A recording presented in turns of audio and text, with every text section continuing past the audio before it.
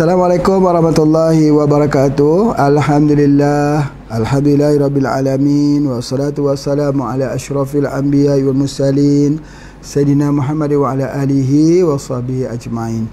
Syukur kepada Allah SWT kerana Pak Haji dapat bersama-sama lagi dengan bapa, ibu, tuan, puan dalam kuliah yang kita pelajari pada hari ini. Masya Allah ya, dalam perbincangan hari ini sangat menarik, iaitu kita membicarakan tentang jantung ya. Jantung ni kalaulah jantung ni rosak, habislah kita. Kerana jantung diciptakan Allah terus bekerja.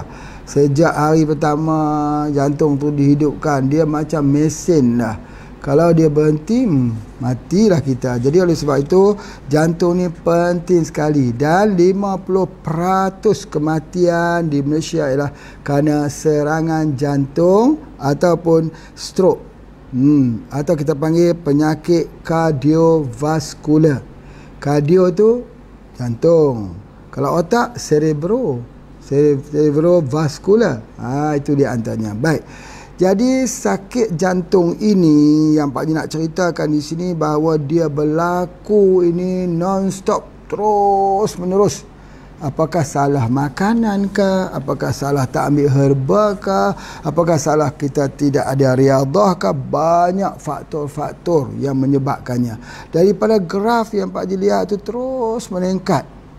Ya, bergaris lurus dengan pertambahan orang. Ya, sudah mesti tambah orang ramai lagi, maka ramai lagi yang kena sakit jantung.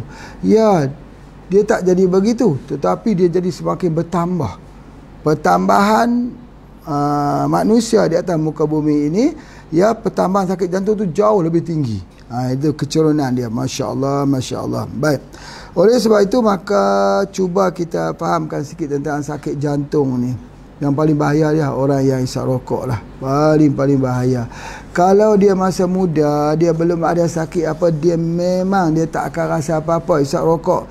Ya, kalau Pak Haji bagi nasihat macam ni, ketawa saja dia. Saya isap rokok tak ada rasa apa-apa sebagainya. Betul. Ketika belum sampai masalahnya. Kalau sudah sampai masalahnya, ada darah tinggi, ada kolesterol, masa itu barulah merokok itu dia jadi sangat-sangat bahaya. Itu adalah di antaranya. Baik, jadi sebab itu rekod yang kita lihat orang yang kena masalah jantung dan stroke ni kebanyakan ialah orang yang isap rokok. Ya, jadi rokok tu menghabiskan wang, menguraskan wang kita, tidak ada manfaatnya pada kita. Tinggalkanlah. Ya, tinggalkan saja. Simpan wang tu, pergi ke Mekah, ya, insya-Allah.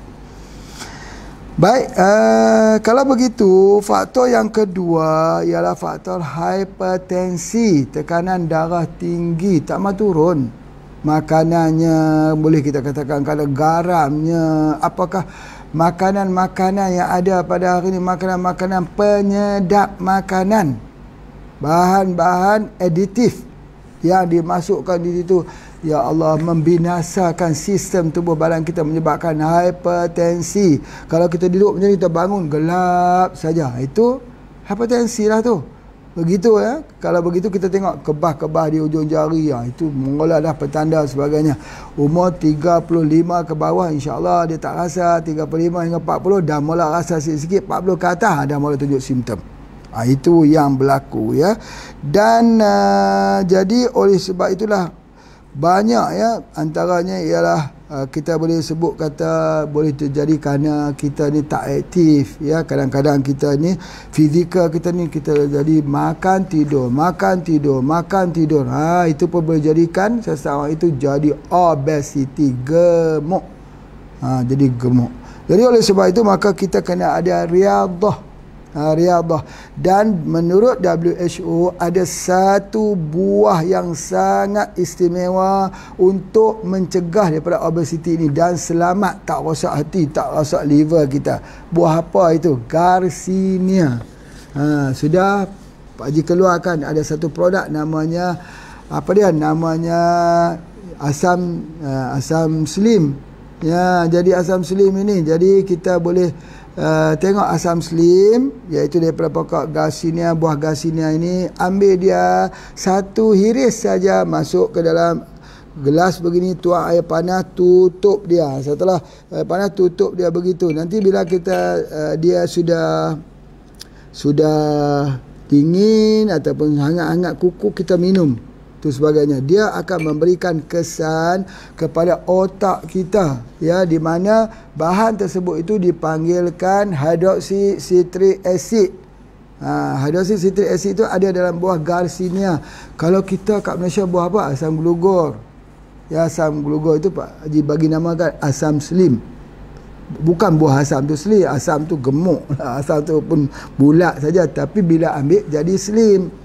Bila kita ambil gitu, maka hydroxycitric acid ni akan memberikan rangsangan di acetyl-CoA di kepala ini, menyebabkan kita tak boleh makan banyak, rasa kenyang, nak makan tak boleh, kenyang. Sama seperti orang ambil minyak zaitun, dia tak boleh ambil dah makanan berminyak. Dia tak boleh ambil makanan yang kolesterol sebab dia imbang. Itulah sebabnya. Jadi lama-lama dia tak boleh makan banyak. Jadi dia kenyang. Bila dia kenyang cepat itu, dia akan jadi, tubuh jualannya itu jadi slim. Asam slim. Yang kedua, dia membakar lemak-lemak di dalam tubuh badan seseorang itu. Dan dia tak rosak. Selalunya kalau ubat slim ni, dia ganggu hati, kejar hati. Banyak yang Pak Haji dah lihat, lepas makan ubat untuk slim, kena demam kuning, rosak hati, meninggal. Kerana nak slim, punya pasal, punya cerita nak slim, akhirnya meninggal. Sebab apa? Sebab nak slim. Makan ubat-ubat untuk kuruskan badan. Oleh sebab itu WHO kata yang paling selamat ialah hydroxycitric acid, HCA. Hydroxycitric acid ada dalam buah Garcinia. Jadi oleh sebab itu ada dalam produk kita Stoma K, ya, Stoma K. Itu juga kita keluarkan. Tapi asam selim ni yang pure, yang original, minum terus insya-Allah. Itu adalah di antaranya. Begitu juga yang menyebabkan diabetes. Jadi asam selim ini dia boleh turunkan tekanan darah tinggi, dia turunkan gula. Itu istimewanya. Ya, dia bukan hanya untuk obesiti, dia turunkan gula. Dia mempunyai kadar antioksidan yang tinggi. Bila dikatakan kadar antioksidan yang tinggi, menandakan bahawa kalau luka tak mau sembuh, minumlah air asam selim, dia akan sembuh dengan izin Allah. Ada orang dah tanya berapa harganya Pak Haji, berapa harganya? Ya, harganya murah saja, tak sampai RM20. Jadi begini, organik lagi. Pak Haji mengumpulkan di kampung-kampung di sini, orang kampung ni banyak asam selim ni. Jadi mereka potong organik lagi, Pak Haji kumpulkan buat untuk digunakan manfaatnya untuk orang ramai, ya. Itu di antaranya. Baik. Pak Haji juga nak sebutkan di sini bahawa obesiti ini di kalangan penduduk di Asia Tenggara nombor 1 paling tinggi kadar obesitinya, iaitu 44.5% penduduknya obesiti. Malaysia. Malaysia berhadapan dengan serangan, bukan serangan yang lain, tapi serangan sakit jantung. Ya, tak sempat berperang sudah kena sakit jantung. Ya, jadi oleh sebab itu maka orang Malaysia kena awas, jangan sampai obes. Tengok Pak Haji ni tak obes. Bukanlah tak obes juga. Jadi kita pun kena jangan jadi obes sangat, jangan jadi gemuk. Ya. Baik, sebab apa orang jadi gemuk? Ada dua sebab tu. Yang pertama, dia stres. Orang ada dua jenis. Bila dia stres, maka dia makan banyak. Satu jenis, satu kumpulan. Satu kumpulan lagi, kalau stres dia tak mau makan. Yang makan banyak ni dia jadi makin gemuk. Dia kata kalau nak binasalah, dia kata. Sudah dia kecewa misalnya, katalah begitulah. Ya, kerana kecewa lah, konon-kononnya kecewa, cinta lah kata. Kerana kecewa tu dia makan, dia tak hiraukan lagi badan dia tu. Badannya seperti dipompa, dipam dan sebagainya. Itu satu. Ada satu lagi yang bila kecewa dia tak mau makan, dia jadi kurus. Macam pokok yang orang panggil pokok janda merana tu.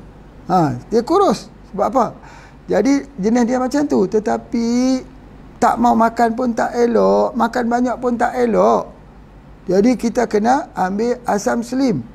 Itu dia antaranya. Orang Malaysia yang duduk nombor 1. Nombor 2 yang obes ini, ini nombor 2. Dimenangi oleh Thailand 32.2%. Nombor 3 dimenangi oleh Singapura 30.2%. Nombor berapa lagi? Nombor 3, nombor 4 orang Filipin 26.5%. Nombor 4.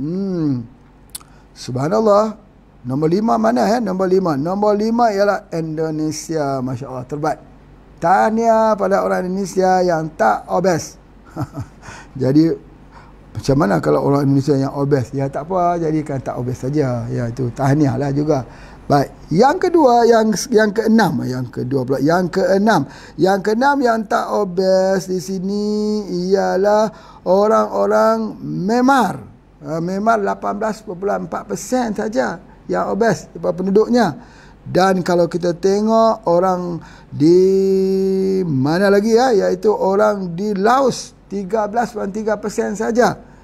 Tapi kalau kita tengok orang Kemboja hanya 12.1% saja yang obes. Orang Kemboja. Tahniah orang Kemboja, Ustaz Mak Kemboja. Tahniah. Ya, Masya Allah. Dan yang terbaik ialah orang Vietnam 10.2% saja. Yang terbaik di Asia Tenggara ini orang Vietnam. 10.2% saja. Jadi apa yang Pak Cik nak sebutkan sini, bahawa obesity itu salah satu yang menyebabkan masalah pada jantung dan juga boleh menyebabkan stroke. Jadi oleh sebab itulah maka kita kena lihat darah tinggi misalnya. Hari ni Pak Cik dah buat dah. Darah tinggi ni kalau kita bagi cara makan, boleh ambil banyak, mengkudu boleh ambil, bawang lanang boleh ambil, bawang putih boleh ambil untuk ubat. Tapi dia masuk ke mana? Dia masuk ke perut. Tetapi ubat untuk orang yang ada darah tinggi ini di kepala. Jadi tunggulah dia diserap, dibawa dalam darah, LEC dan sebagainya, dibawa ke kepala. Lambat. Tapi yang paling cepat, spray saja di atas kepala. Boleh masuk ke? Masuk pintu di atas kepala DU21.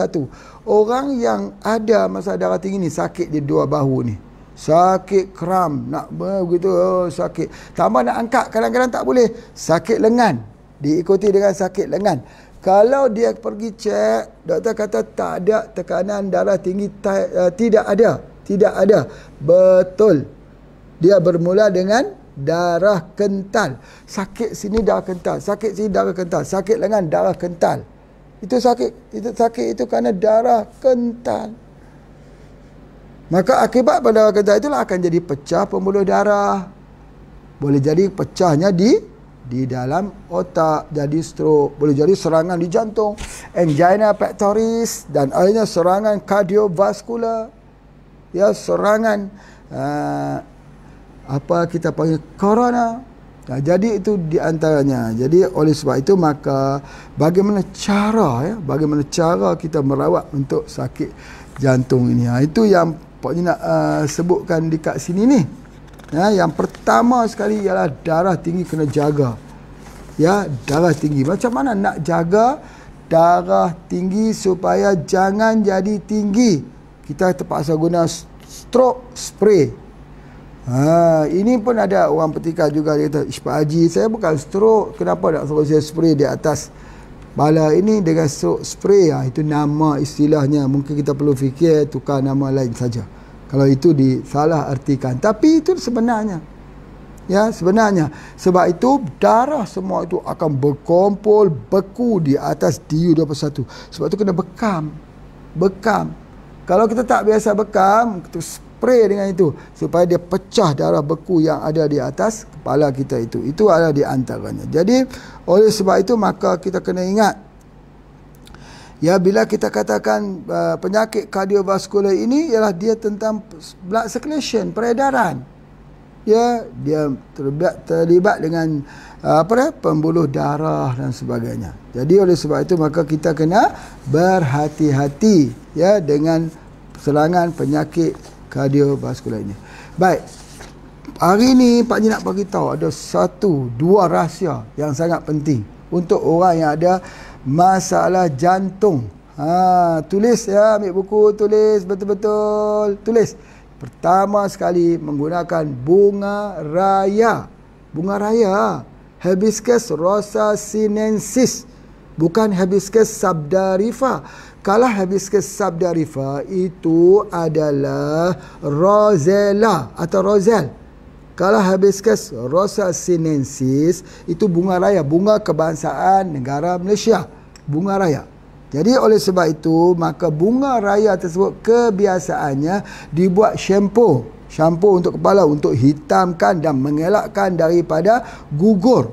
Oleh sebab itu HPA satu masa dulu ada shampoo Rosa S, bukan rusa. Bukan shampoo rusa, bukan kita tangkap rusa kita buat shampoo, bukan. Rosa, Rosa S. Rosa itu ialah bunga raya. Itu dia di antaranya. Baik, kelebihan bunga raya ini, tulis dulu ya. Yang pertama untuk demam, bagus sekali untuk demam. Yang kedua sembelit. Yang ketiga apa dia? Untuk orang darah tinggi. Jadi di mana orang darah tinggi ni yang letih, lemah, lesu, lolai, berikan bunga raya. Bunga raya. Macam mana cara nak buat? Sebentar lagi Pak Haji tunjuk. Dan begitu juga orang yang ada masalah obesiti. Ambil bunga raya ni, ya, iaitu hari pertama kita ambil 7 kuntum bunganya. 7 bunganya itu masuk ke sini, tuang air panas, tutup. Kalau yang jenis daun, jenis bunga, tak perlu rebus pun tak mengapa. Ya, perlu buat blender pun boleh, tapi lendir sangat. Itu susah nak minum. Jadi bak kita tutup, kita minum. Hari yang pertama waktu pagi. Hari yang kedua 5 kuntum. Hari yang ketiga 3 kuntum. Masukkan dalam segelas, tuang air panas, minum. Bila dia suam, dia agak sedikit boleh minum, kita minum. Minum 3 hari berturut-turut. Dalam masa yang sama, jangan lupa cari 3 jantung pisang. 3 jantung pisang, di mana kita bakar ketiga-tiga jantung tersebut dan kita buang. Selepas kita bakar tu, buang. Ambil yang tengah, besar jari jempol tu. Makan. Waktu pagi 1, waktu petang 1, waktu malam 1. Jadi 3 itu diambil pada 1 hari. InsyaAllah dia flush habis. Plak yang terlekat di dalam jantung kita habis, hilang dengan sembuh dengan izin Allah. Itu penting sekali. Dan begitu juga bunga raya ini dia menghilangkan sembelit, ya. Pak Haji sebut tadi sembelit.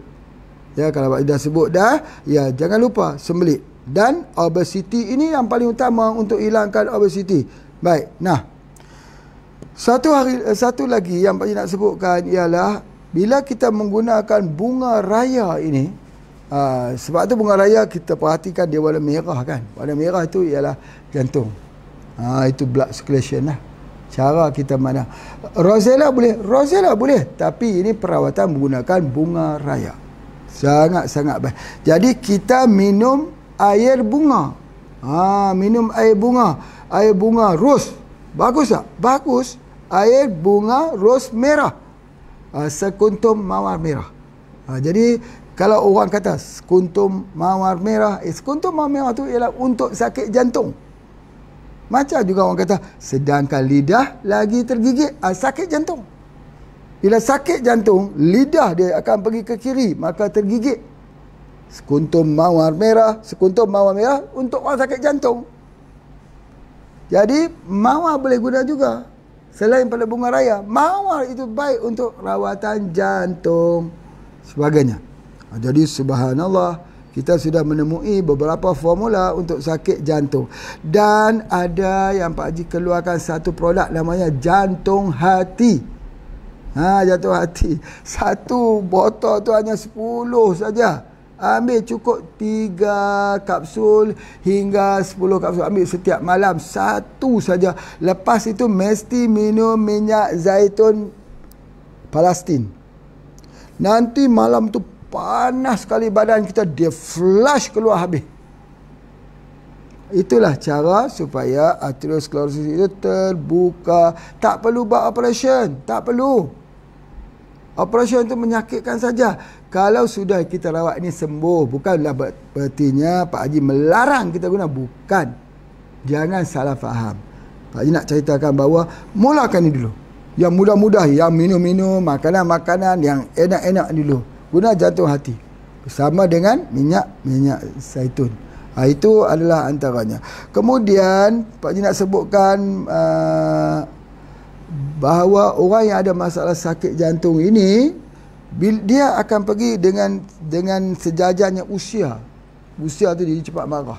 Memang siapa pun bila usia dia menganjak kepada tua, dia akan jadi cepat marah. Jadi oleh sebab itu, maka apa yang boleh kita ambil? Yang pertama Pak nak sebutkan, jantung ni sama juga orang luka terbakar, sama juga dengan orang yang rosak ginjal, sama juga dengan orang kanser. Kenapa mereka merawat, ketika herbalis merawat orang-orang sakit ni, kenapa tak sembuh? Kalau dengar daripada Pak Haji cakap ni mudah saja sembuhnya, macam seolah begitu mudah saja. Kenapa kami cuba tak sembuh? Kesalahannya satu, kalau tak bagi haruan albumin, tak ada albumin, tak boleh. Tak boleh.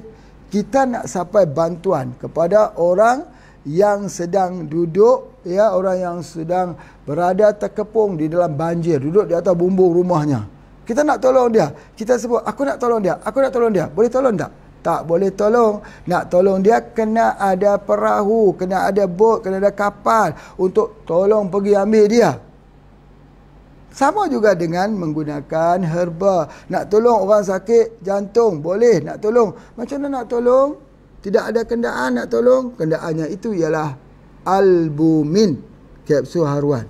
Jadi sebab itu kalau kita tak bagi kapsul haruan pada orang sakit kulit kah, orang operation kah, lambat herba itu bekerja, termasuk stroke. Kalau lambat dia bekerja, dia tak sabar. Orang boleh bersabar makan ubat kimia 10 tahun. Tapi kalau makan herba tak sembuh dalam masa 1 bulan, dia dah tak sabar. Ya, walaupun pengadilan itu tidak adil lah. Ya, kenapa bagi peluang kepada ubat kimia sampai 10 tahun, membawa sekantong ubat dengan rasa percaya, kenapa ubat herba hanya beri pada sebulan saja? Jadi kita perlu cepat. Apapun, walaupun tempoh masa itu pendek, dekat, tapi kita kena cepat. Herba kita harus cepat berkesan. Macam mana herba kita harus cepat berkesan? Dengan kita mengambil apa yang Pak Haji sebutkan tadi, iaitu mengambil haruan pasir atau albumin. Itu penting, penting sangat. Sangat-sangat penting. Kemudian apa yang Pak Haji nak sebut dekat sini, maka jantung ini dia jadi baik apabila kita boleh rehatkan dia. Bukan rehat suruh dia berhenti. Bukan kita kata berhentilah wahai jantung, cukuplah kamu bekerja hari ini, berehatlah, ambillah cuti selama sebulan, mati kita gitu. Bukan. Jantung itu kita rehatkan dengan dapatkan tidur yang berkualiti. Kalau tak boleh tidur, jantung kuat bekerja, kena rehat, tidur di awal malam. Di samping ambil buah mengkudu, kapsul mengkudu. Kapsul mengkudu itu untuk dapatkan tidur yang berkualiti kepada jantung yang bekerja, work hard, kerja kuat, kerja terus. Kemudian macam mana kita nak relaxkan jantung tersebut? Kita relaxkan dia dengan kita berikan dia dengan mengkudu. Itu adalah sangat-sangat penting dan sebagainya. Kemudian orang yang ada masalah jantung ini, Pak Haji pesan, dia tak boleh ambil rempah-rempahan, minyak, santan, dia tak boleh ambil itu. Dan sudah pasti merokok kena tinggalkan. Kalau dia nak merokok lagi, teruskan merokok dululah.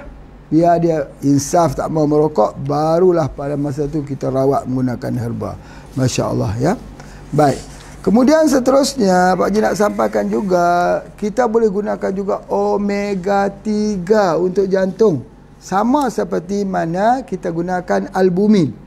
Albumin kita gunakan untuk jantung, omega 3 juga kita gunakan untuk jantung. Masya Allah. Jadi kebiasaannya, kena ingat ya, jantung ini dia jadi masalah bila dia dalam keadaan tak kuat, lemah.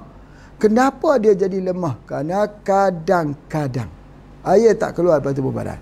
Bila air tak keluar daripada tubuh badan, jantung itu terendam jantung. Jantung yang terendam dalam air. Jadi macam mana nak keluarkan? Kita tak boleh keluar. Banyak sekali orang datang jumpa dengan Pak Haji, tunjuk, tengoklah kami kaki bengkak, kakinya itu besar, air semua. Bila ditekan itu tak timbul dia. Macam mana? Kita harus keluarkan. Macam mana cara nak keluarkan itu? Itulah kerjanya albumin. Kerja albumin. Sebab itu Pak Haji kata, kalau kita tidak ada albumin, kita tak boleh rawat.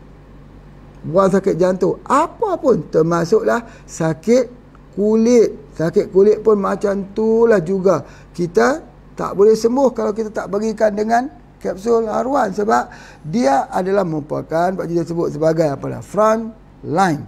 Maksudnya orang yang duduk di bahagian depan, pengobatan yang duduk di bahagian depan.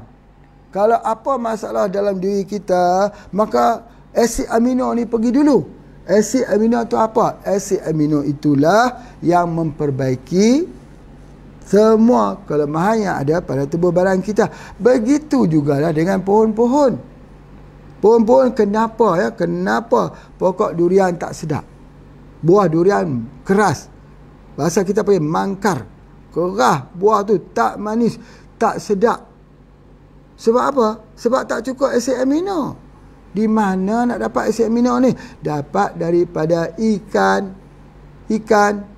Jadi oleh sebab itu, kalau kita masuk kepala ikan yang kita potong-potong dalam dekat dengan pokok apapun yang ada buah, buahnya akan jadi berkualiti. Kepala ikan. Jadi oleh sebab itu, apa yang Pak Haji nak sebutkan ni, begitu juga asid amino dalam tubuh badan kita. Bila kita tak ambil asid amino yang cukup, maka semuanya jadi lambat. Kanser lambat sembuh. Ginjal tak sembuh terus. Kalau datang ke sini, insya-Allah Pak Haji ada obat untuk ginjal. Jangan hemodialisis, dengan izin Allah. Ambil ubat ini. Tetapi kalau orang yang hemodialisis sudah, itu susah. Sukar sikit. Tapi kalau doktor kata ginjal kamu ni sudah tinggal 10% lagi, kamu harus hemodialisis, itu insya-Allah dia tak akan guna hemodialisis. Itu ada di antaranya. Jadi sebab apa? Sebab kita rawat ginjal tu. Kita merawat ginjal itu dengan menggunakan herba, dan kita rawat sampai dia hidup, berkembang balik supaya ginjal tak rosak. Jadi sebab itu Pak Haji kata pengetahuan ini adalah pengetahuan yang sangat mahal. Pengetahuan yang mahal ini kalau diketahui oleh semua orang, nescaya orang akan datang menggunakan herba. Nescaya hutan-hutan kita akan dipelihara orang. Nescaya hutan-hutan kita ini dilarang untuk tebang. Kerana apa? Kerana nilai pengobatan tu lebih tinggi daripada tanam pokok-pokok untuk buat furniture. Sebab apa? Sebab pokok kecil macam ni pun mempunyai khasiatnya. Masya Allah. Jadi oleh sebab itulah, maka Pak Haji merayu bagi mereka yang muda-muda hari ni, mari belajar herba. Belajar herba. Kita ni kalaupun kita kata jangan sebut mahal lah Pak Haji nak belajar, nak ikut kursus. Mahal kalaulah kita ada duit di suatu hari nanti. Kita kata murahnya kursus tersebut. Tapi orang nak pergi kursus sudah tidak ada lagi. Tidak ada lagi. Jadi pada ketika itu, apa ada artinya wang pada kita? Ada wang yang banyak tapi sumber ilmu tidak ada. Bukan mudah untuk mempelajari dalam art atau kesenian di dalam pengobatan herba. Pengobatan herba bukan rebus-rebus, racik-racik, kemudian bagi orang makan begini-begini. Tak begitu. Dia mesti ada art, seni, art of healing. Jadi kalau kita belajar art of healing, itulah kita dapat merawat orang makin hari makin ramai. Makin hari makin ramai. Sebab apa? Sebab mereka lihat kesembuhan. Kalau kita rawat tak sembuh-sembuh, Berartinya bukan salah herba. Herba dah betul dah, tapi seninya yang tidak ada. Bila seni tidak ada, maka ilmu itu jadi kaku. Bila ilmu jadi kaku, dia tidak memberikan kesembuhan kepada fizik ataupun ke dalam tubuh halus seseorang yang sakit. Sebab itu bagi Pak Haji suka sangat kalau ada orang yang datang sini bawa buku, Pak Haji saya ingin belajar. Tetapi mesti jelas nak belajar apa. Saya ingin belajar semua ilmu, tak boleh gitu. Mesti ada yang pertama, mesti buka dulu tempat perawatan. Bawa masalah itu, Pak Haji. Masalahnya saya rawat orang ni, tengok kesannya tidak menunjukkan kesan. Kenapa? Misal kata kena penyakit psoriasis. Saya dah bagi herba, tak mau sembuh. Sikit pun tak mau sembuh. Sebab apa? Jadi kita kena boleh menjawabnya. Saya bagi stroke, tak bergeraklah Pak Haji. Kenapa? Saya bagi untuk kanser, juga tak berkesan. Jadi kesemuanya ini mesti dijawab dalam bentuk pengalaman yang Allah berikan kepada seseorang itu dalam pengobatan. Begitu juga dengan rawatan jantung. Kita kena ada pengalaman. Dan orang yang hadir kepada kita itu, dia mesti datang dalam keadaan merendah diri. Bukan merendah diri dengan kita, bukan merendah diri dengan Allah.